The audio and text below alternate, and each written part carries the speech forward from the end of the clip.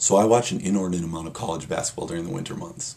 Not enough to make me an expert, but enough to bother my wife.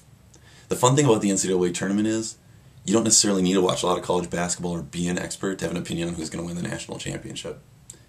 People have all sorts of different systems that they use to make their picks too.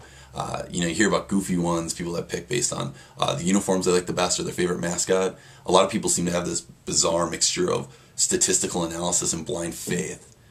In my case, I try to base it on what I've seen in terms of what I've watched from the teams, and my ability to convince myself that I really understand those matchups is what drives me towards my final picks.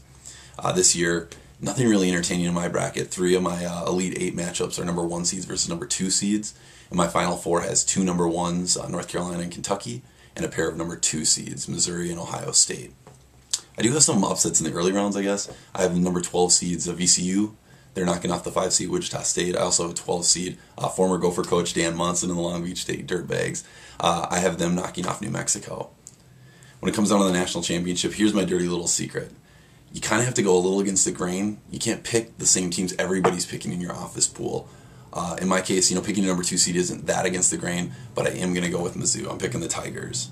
That's for you, Danny Olson. But I want to know about your system, so if you've got something to share, we'd love to have you post it on our Facebook wall at the Imbalance page.